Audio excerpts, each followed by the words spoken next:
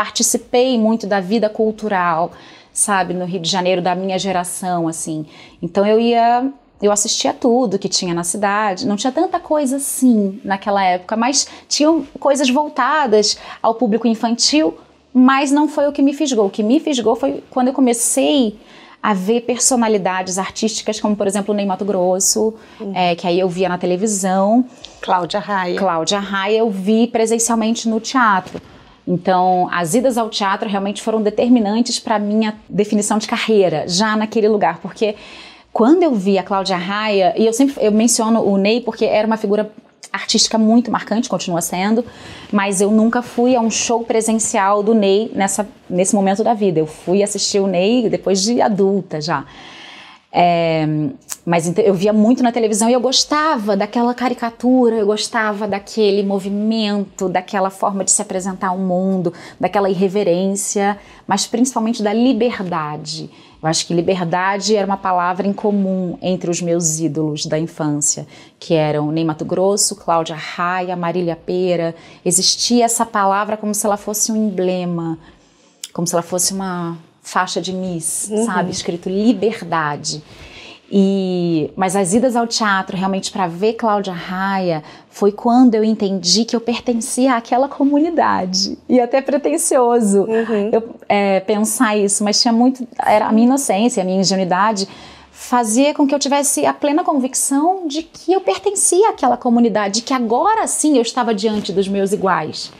Sabe? Nossa, que profundo isso. E é legítimo, sabe? Foi uma identificação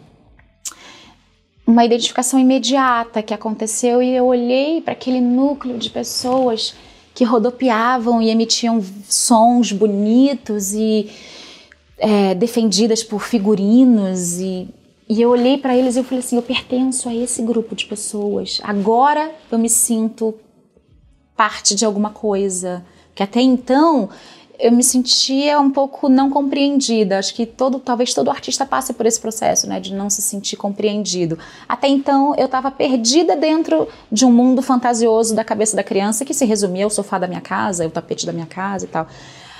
Quando esse portal do teatro se abriu para mim, eu vi que existiam pessoas que na minha cabeça de 5 anos eram exatamente como eu. Rodopiavam, cantavam, traziam alegria para quem estava ali presente, né? Então quem saía do teatro saía com aquela sensação de epifania. Então eu me senti representada por aquelas pessoas e aí com 5 anos eu fiz a associação de que eu pertencia àquele grupo, sabe? Nossa, que bonito. Eu acho muito simbólico quando uma pessoa encontra o seu lugar, encontra a sua tribo. Eu acho que é um passo muito grande que a gente dá. E daí você começou a sua carreira. Eu sei que você foi para o teatro musical, mas você começou a estudar desde nova. Eu fui para o teatro musical, assim, já adulta. Tá. Sabe, Thaís, isso começou muito tarde. Mentira, ai, que equívoco falar muito tarde. Nunca é tarde, tá? Não é tarde hoje, quiçá há 20 anos atrás. Mas na época, eu considerava tarde. Eu falei, nossa, eu tinha 21 anos quando eu entrei para esse universo do teatro musical. E eu considero tarde por quê? Porque parece que, como eu entrei na vida acadêmica com um viés profissional muito cedo, então eu entrei aos 8 anos de idade, na minha cabeça eu já tinha uma carreira. Eu estava desde os 8 anos de idade conduzindo, administrando uma carreira que exigia de mim 8 horas por dia, sabe? Então, a sensação de ser tarde se dá muito por conta disso, porque eu já considero que eu entrei num processo quase de faculdade, que é o que a gente entra aos 18, 17, 18, eu entrei com 8. Então, aos 21, eu já me considerava uma pessoa do palco, eu já me considerava uma pessoa que já tinha uma bagagem artística, que já trazia um certo repertório artístico, né? E aí, aos 21 anos, o portal do teatro musical se abriu para mim. E eu nunca me senti tão em casa. Mas realmente a minha carreira ela começa na sala de aula de balé.